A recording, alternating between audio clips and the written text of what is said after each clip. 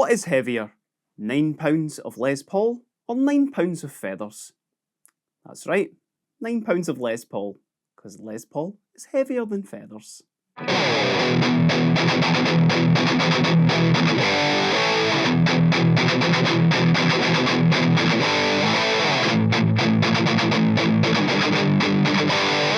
We recently got a huge delivery of 1957 and 1958 Les Paul Customs, which if you want to know what the difference between the two of those are, you can click above my head and watch that versus video there. And if you want to see any of these cool guitars as well, the link is in the description below. But housekeeping out of the way, what I want to do today, because we have quite a few of these guitars in kind of, close vicinity to each other, it's quite a rare opportunity to be able to get two identical guitars, one of the lightest and one of the heaviest here, to really see if weight does make a difference. Speaking of which, let me get this heavy one off of my lap, because holding two Les Pauls is never a smart idea.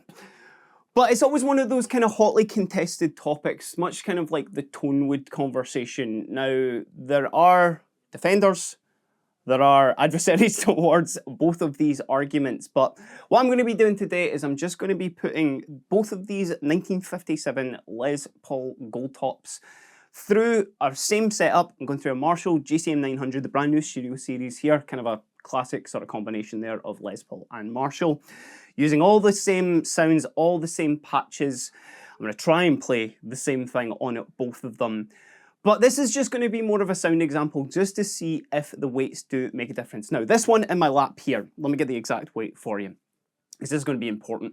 This is 7.8 pounds, this one. Actually, a relatively quite light Les Paul in comparison to what you're getting, because the heavier one that we have here is 9.1 pounds. Now, these are all weighed on our website. This is one thing that a lot of people do kind of look for. And what I would sort of agree with weight, it is to do with the comfort. Certainly you're not going to want the heaviest guitar hanging off your shoulder, but that's not what we're here to talk about today. So let's check and see if weight really does make a difference to the tone.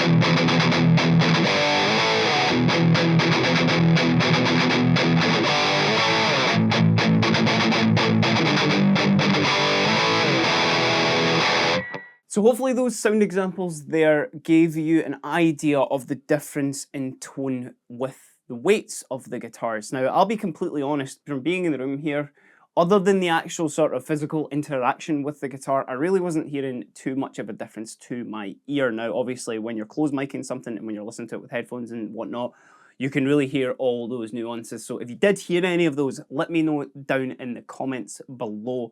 And let me know if it really does make a difference to you. You know, I certainly don't feel like the weight of a guitar is something that I particularly look into. Like, certainly this one here, it felt much heavier on my lap while I was playing it, and I wasn't like standing up and playing a gig with it. But you know, to you, that might have sounded completely different to this one, and certainly that kind of playing experience with them as well really comes into it. But while you're down there, let me know your opinion about the weight of these guitars and if it changes the tone at all. Give us a like, give us a subscribe if you want to keep up with all the latest news at Guitar HQ.